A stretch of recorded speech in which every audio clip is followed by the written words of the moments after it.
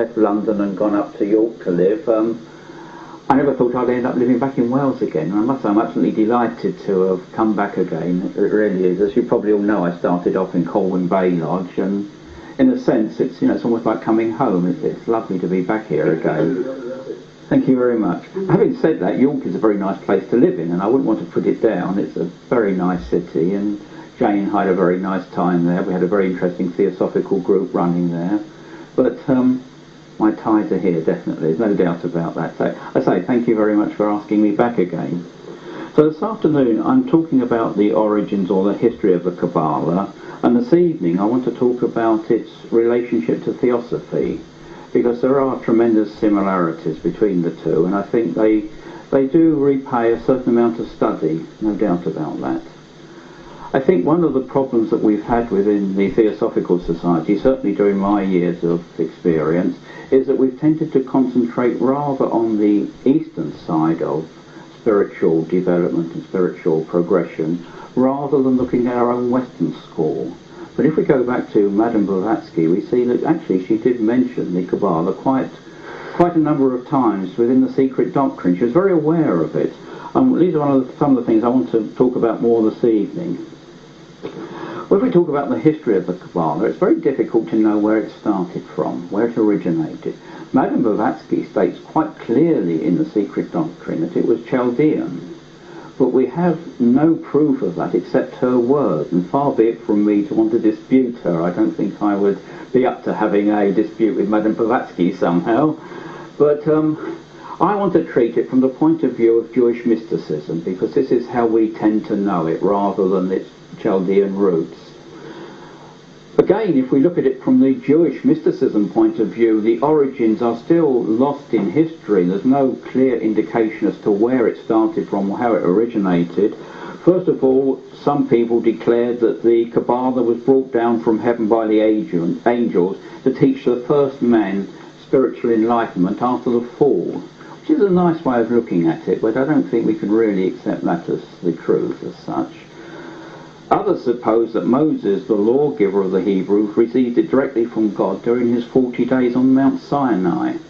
But these are, in a sense, perhaps myth and folklore rather than fact. It's an interesting thing, the Kabbalah, in a sense, because in some ways, although it's very much part of the Hebrew Jewish tradition, it contradicts it quite strongly in certain areas. And it was considered for quite a number of years, certainly during the Middle Ages, to be almost a heresy. There's still a strong feeling amongst Orthodox Jews, for example, that one should not study the Kabbalah until one is over 40 because of the power, the energy, the knowledge that it contains. It was also strongly recommended it was not studied by women, it was a male thing only. So again, there was a lot of superstition and laws governing the study of Kabbalah, mainly because, I say, it was considered a heresy at some point. It did contradict basic Judaism in 2 or 3 quite strong areas. First of all, it stated very strongly that the creator God of the Bible was a limited God, and he was subordinate to a higher, limitless and unknowable God called Ein Sof. Now this was very, very unacceptable to Orthodox Judaism. As far as they were concerned, the God of the Bible was the God, and that was it. And to suggest that there was a higher authority that was unknown was completely unacceptable to them. So this, first of all, was the first heresy. The second one was one that we as Theosophists would understand, that the universe was not the result of a creation. And this goes against the teachings of Genesis completely. We're saying here, from a Kabbalistic point of view, that the universe is an ongoing thing. There is no beginning and no end. And we know this from our Theosophical teachings, that there are states of Mantrandvara and states of Pralaya. But universes come and go, as Madame Blavatsky said. They're a constant ebbing and flowing of the life force, which goes on over many millions of years. So again, from the Orthodox Jewish point of view, this was a heresy to say that the creation was not a creation, but an ongoing process. And the third thing they said was that the tree of life which is our diagram of the universe, the creation of man's place within it, actually was the bridge between the infinite universe, which we inhabit, and the finite God. It was, I said it the other way around actually. They were saying that there was this bridge here that we can actually tune into and understand our place within the whole concept of the universe. This is rather a staggering thought really, because most of us are so concerned with our day-to-day affairs, just living the normal physical life, that we don't have a lot of time to speculate on what our place in the whole cosmos really is. But as we go through this study of Kabbalah, we see that a lot of the early Jewish mystics were extremely concerned about this subject. What was man's place in the universe? What was his role? Why were we here?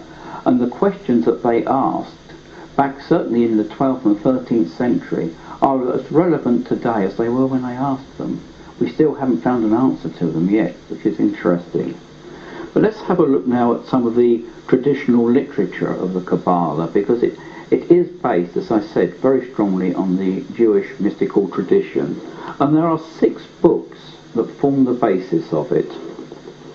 The first one is the Torah, the Book of Law, which is used in all synagogues and is basically the first 5 books of the Old Testament. Very, very strong indeed, this. And in some senses one could say that this was the absolute basis of the Kabbalah. All Kabbalistic teaching, certainly from the Jewish point of view, stems from that interpretation of the first 5 books of the Old Testament.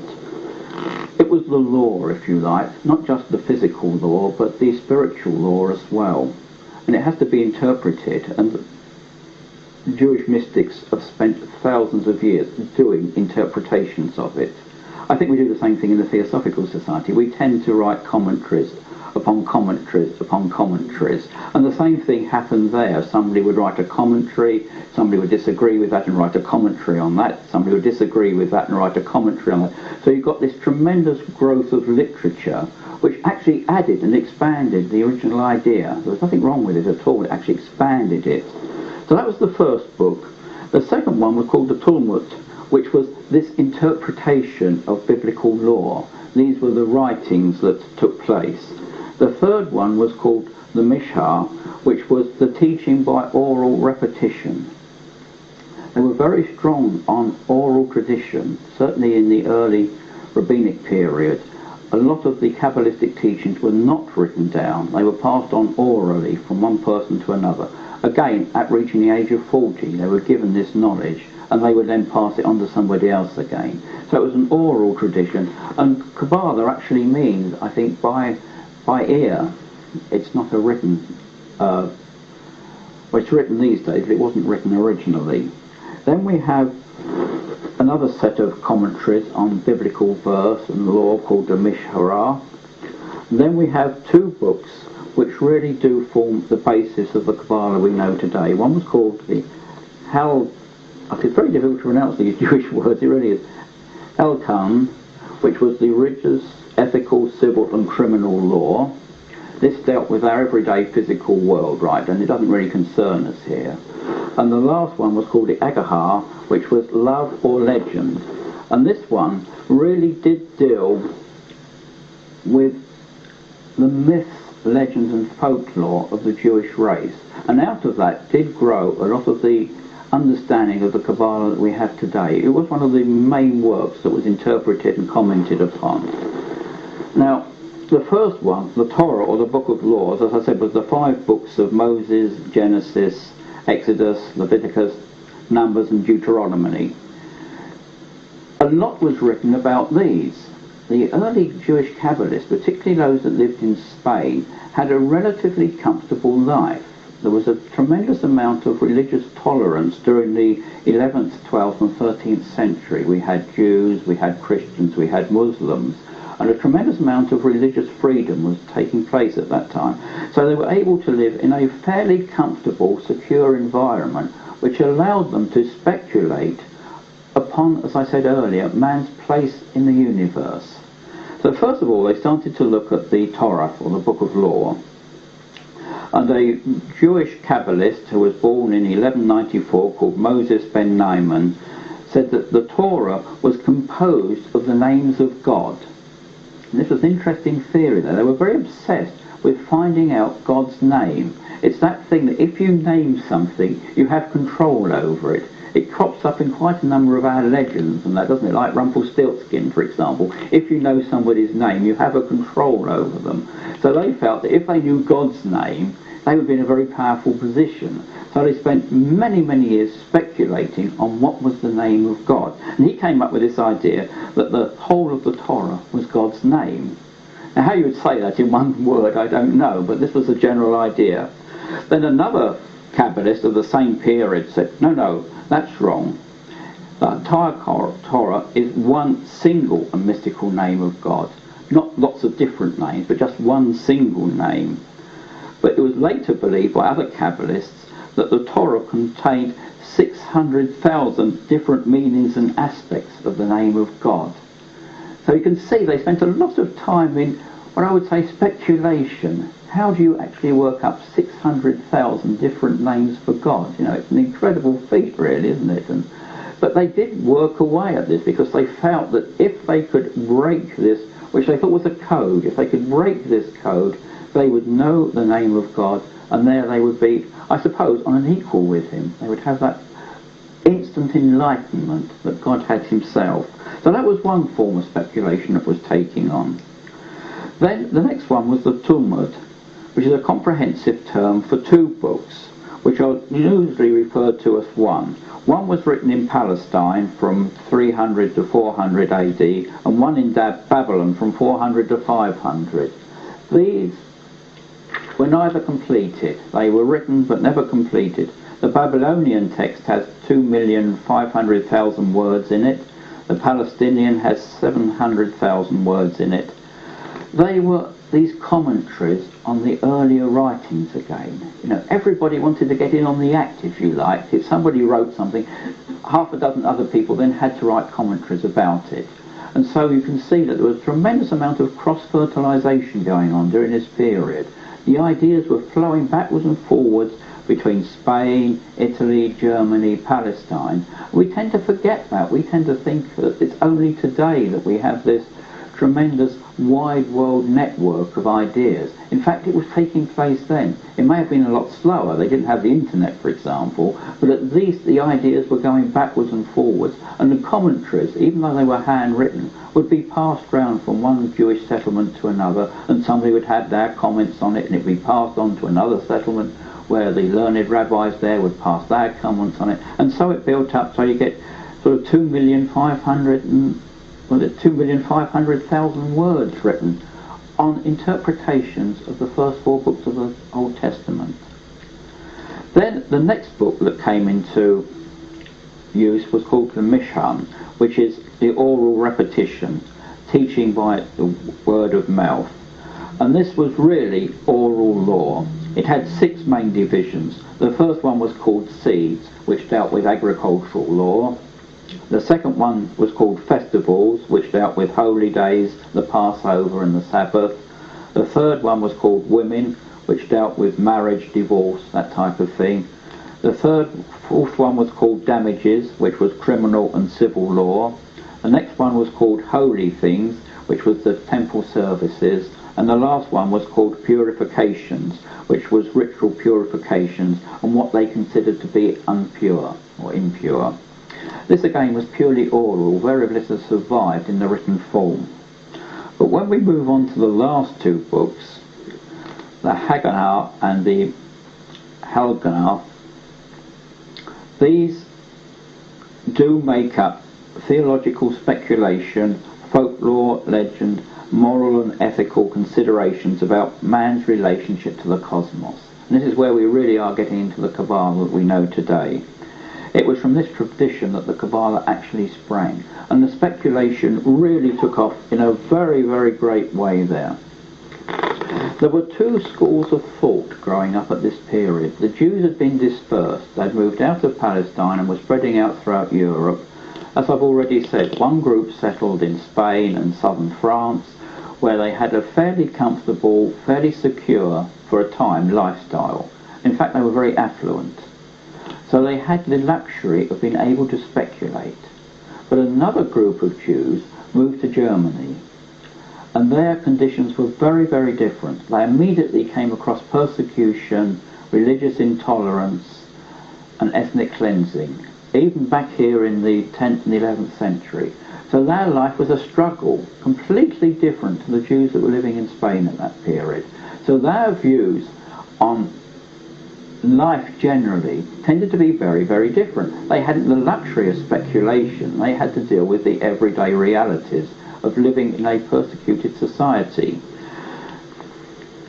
The two groups of people developed entirely different Kabbalistic approaches. One is called the practical, which was the one that grew up in Germany, and one was called the speculative, which was the one that grew up in Spain. Let's look first of all at the practical one. It's a very, very interesting one, the practical. They wanted to escape from the world that they were living in. Conditions were obviously extremely hard, so they wanted a form of escape. And so they focused in again on the Bible, because this was their mainstay, the thing that kept them going. And they looked at Ezekiel chapter 1 verses 26 to 28, and this had a profound effect upon them. I'll read it out to you slowly so you understand what I'm talking about. They said, "Above the firmament was the likeness of a throne, as to the appearance of a sapphire stone, and upon the likeness of the throne was the likeness as the appearance of a man above it. This was the appearance of the likeness of the glory of the Lord." It's shown here. I'll pass it round so you can have a look. These, if you like to pass those around, is the throne or the chariot of God, which certain mystics, certain prophets claimed to have seen. And they felt that if they could actually achieve that vision themselves, it would transport them from the physical world and the suffering that they were enduring into the heavenly realms. They didn't expect to see God. It was an appearance of the likeness of the glory of the Lord. But this is what they were aiming for. How did they do this? And they worked on this very, very hard. They adopted what we would call a shamanistic approach. They went in for ritual prayer, for chanting, for fasting, for self-punishment, and eventually into creating magical potions, armlets, trinkets, all kinds of things. And it slowly degenerated into a purely magical form of belief. The spiritual side of it slowly disappeared. It was pure escapism in a sense. But during it, they did develop techniques which we use today, of meditation, of chant, this type of thing. So they were working in the right direction, but perhaps with the wrong goal. You can't escape the physical world, and this is what they were trying to do. But they did work very, very hard on it. What they had to do was pass through the heavenly places or halls, and they needed talisman and charms to see them through these heavenly places. We would now say what they were doing was crossing the astral plane, and sometimes the lower astral plane can't be as pleasant as we would like it to be. And they were obviously seeing visions of what they considered to be demons, monsters, their own fears being thrown back at them again, and they thought that these were the demons that were protecting the heavenly throne. They were actually astral travelling or astral projecting themselves without understanding, perhaps in the way that we do, what they were actually experiencing. So they produced these various talismans, charms, amulets to protect them against these beasts, these mystical beasts that were trying to prevent them. If they could cross all 7 halls, and this is interesting because as we know 7 is a very, very mystical number, and they were talking about 7 halls, so if they were able to cross the 7 planes of the astral, they did reach what they considered to be this holy realm where the likeness of the Lord was there. Whether many of them achieved them or not, I don't know. There were 1 or 2 that did. There's the Book of Enoch, who was a cobbler who dedicated his life to piety, and God was so impressed with him, he took him up into the heavens, where he was raised to the first ranks of angels and turned into an angel himself called Metatron. And that is somebody who obviously was able to cross the astral plane in safety and see the wonders that lay beyond it. And then there is also a record of how Abraham himself ascended and heard the voice of God commanding him. These prophets did have tremendous experiences. I think they were able to do what some of us have been trying to do all our lives and never succeeded in doing. They were able to cross the astral plane and get a glimpse of these realms beyond it. So that was the practical side of Kabbalah, this escapism, this trying to see a better life, a different place, away from the worries and difficulties of their own physical world. But in Spain, we got a very different thing. We got this speculative Kabbalah taking place. And this is the one that interests me particularly, which I want to talk about more this evening in a sense. There were a lot of very famous Jewish writers there. One of them was Moses Maimonides. He was born in 1135, died in 1204, born in Spain, left in about 1148, and wandered through southern Spain, Morocco, Palestine, to find it occupied by the Crusaders, which he wasn't too happy about, unfortunately. I think he made a false move there. He was captured by the Crusaders, but let free again, and then finally ended up in Cardiff, that's a wonderful slip, wasn't it? Cairo, where he became physician to Saladin's court. So it was quite incredible that a Jew should end up as the physician to Saladin's court in Cairo at that period. But he was well known for the books that he wrote. He was obviously a very, very inquisitive man. He didn't take anything at face value. He wanted to look into things. He wrote quite a number of commentaries, like most of the Jewish mystics of that period. But the book that he's most famously known for is called The Guide for the Perplexed. He wrote this in 1185. And there are important issues there. It's a massive work. I was reading some of it this morning before I came out. It's an incredible work. The questions he poses, we still haven't found the answers for. This is quite incredible. I mean, we're talking about over 1,000 years ago, and we're still looking for the answers now. One of the things that he asked, first of all, which upset Orthodox Judaism again, was how legitimate is it for the Bible to attribute various anthropomorphic qualities to God when God is necessary and existent being, transcending all predictions. What he was saying there is that the God of the Bible cannot be given human qualities, which if we look at the Old Testament is over and over again. And he questions this thing of the revengeful God, the jealous God, the loving God. He's virtually saying, how can God be all these things when he transcends all of this? We can't put him into human terms. This got him into a lot of trouble, unfortunately. You don't say that kind of thing. He didn't go down very well with that. Then he started to challenge Aristotle's view of the creation with the biblical account of Genesis. This again got him into trouble. You don't start challenging things like that. I mean, as we've seen already, the 5 books of the Old Testament were the absolute basis of the whole Jewish religion. And here he is challenging it, saying, well, Aristotle's version of creation is completely different to yours. How can we reconcile the two? This again was not acceptable.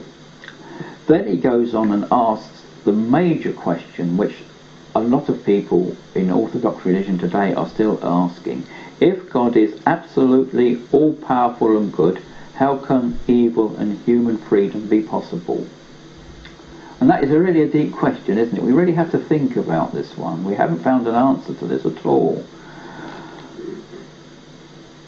His book is well worth reading. It's hard going, but I would recommend it to anybody who wants a real deep insight into what Jewish mysticism was trying to achieve at that period. It's incredible, really. I say, in some ways, one would say he was 1,000 years ahead of his time. We're still asking those questions today.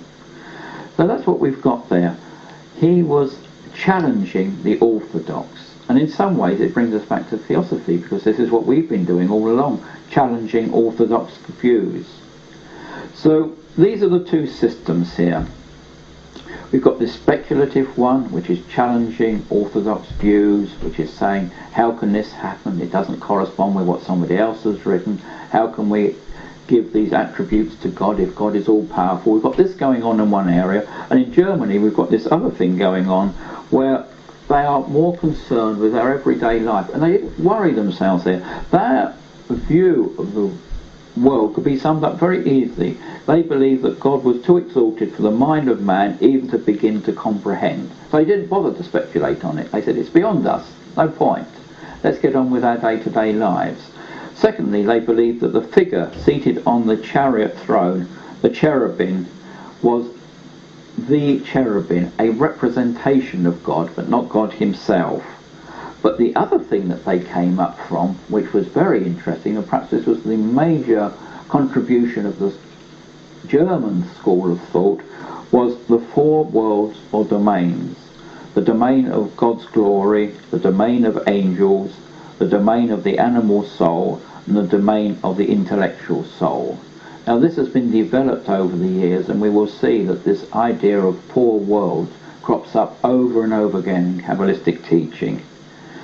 The speculative, though, concentrated more on what we would say is the tree of life, this diagram which places the whole of creation, and as I said, man's place in creation, into one diagram that really basically sums up everything, if you can understand it. I don't know how many of you are familiar with it, but I've got some copies somewhere which Jane kindly photographed for me. I think, no, they're for tonight, they are. Are you all familiar with the idea of the tree of life, the view of it? What I want to show you here, I want to pass these round because these will show you how it developed over the years. There were tremendous amount of interest in it, and each of the various Jewish mystics had his own view of what the tree of life was really like. And it wasn't really until 1652 that the tree of life that we are familiar with today actually came into being. There were a lot of earlier copies. Let's pass some around. They're all there together. If you'd like to pass around and have a look at them, they've got the dates on them. You'll see how people came up with various ideas of how the tree should actually be formed. I say it wasn't until 1652 that they really hit on the system that we've got today. But this was all speculative. Purely speculative. Yes, I will do.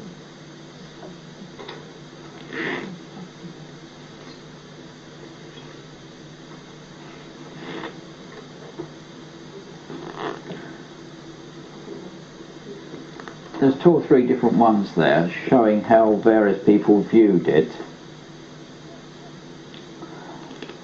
And one imagines that there was a tremendous amount of argument and discussion taking place during this period as to what was the correct form of it.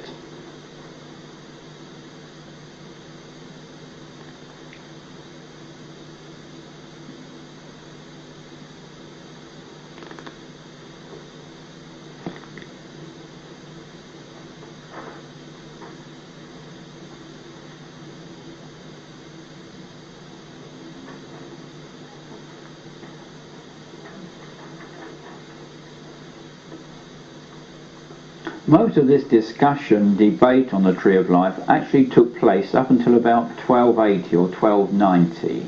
This was a very crucial period because it was a coming together then of the two branches, if you like. The situation in Spain had deteriorated very rapidly by that time. The Jews were starting to feel uncomfortable in Spain and were starting to look to move on. They linked up very strongly with the German ones, and eventually the two schools came together. And out of that came the three major works on the Kabbalah. They were all written during that period. One was the Yetzirah, or the Book of Creation, the Zohar, or the Book of Splendor, and the Bihar, the Book of Bihar. These are the three basic books of the Kabbalah, and they were all written during that period. it was when the Jews were exiled from Spain that these were then carried across to Palestine. So I said a lot of this was still oral tradition, so a lot of it was carried orally, but obviously the diagrams of the Tree of Life weren't carried orally, they were carried in a written form. But they were taken across then to Palestine, and we find a sudden upsurge of Kabbalistic thinking in Palestine from around 1500 onwards. The Jews again seemed to settle there into a fairly stable society, again probably under Islamic control, but they were fairly stable because we get a lot of Kabbalistic thought taking place there. There were two major Kabbalistic writers of that period. There was Moses Cordovero and Isaac Lucis, both born in about 1822-1833 period, and they were both speculative Kabbalists. Their major concern was the relationship of the Ein Sof, which is the unknowable God, to the Tree of Life. They wanted to know what the connection was. There was this unknowable, unthinkable, untouchable intelligence that we call God, or they call God, and there was also the Tree of Life. And they felt there must be some connection between the two, and they spent a lot of time speculating upon this. And Cordova particularly was insistent that God was in everything, to such an extent that he actually influenced Spinoza's theory of pantheism, which is an interesting thought. It's one of the ideas that perhaps a lot of us carry today, that God is within everything. And to a Jewish writer of the 16th century, this was quite a revolutionary idea again. You don't say things like that. You know, God is up there sitting on his throne. We all know that. You know, it's written in the Bible. You don't dispute this. And here we've got this man saying, no, God is within everything. Very, very revolutionary thinking for that period. The other one, Lucian, was an exponent of the Zohar, and he was particularly interested in practical Kabbalism in direct contrast to Cordova, who was interested purely in this speculative point of view. But Lucian's far-reaching doctrine was that of the voluntary contradiction on the part of God. Now this is quite interesting. This is the bit that absolutely fascinates me. He said that because God was limitless and all things and all places, it was necessary that a primordial space had to be established. Now we're talking here about prior to creation, right? So we've got God who is everywhere and everything in all places, but he wants to create a universe. But to do that, he has to create a space. And he says that the first creative act was to withdraw or condense into himself so that space could be formed. Now I think that's an incredible thought. We've got this massive being, if you like, or this intelligence which they called God, which occupied absolutely everything.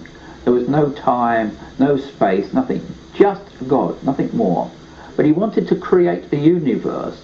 So to do that, he had to form a space to create it in. And the only way he could create that space was to contract himself into himself. So a space was left. And within that space, the universe was created. And this was, again, completely revolutionary thinking. It goes completely against the idea of the creation we get in Genesis, for example. Absolutely. I don't think he was very popular either. They didn't go down too well. You can see why the Kabbalistic thinkers of that period were considered heretics. You know, you didn't come up with these kind of views.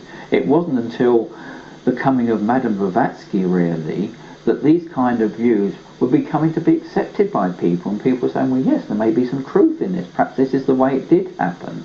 But we will pursue that further this evening.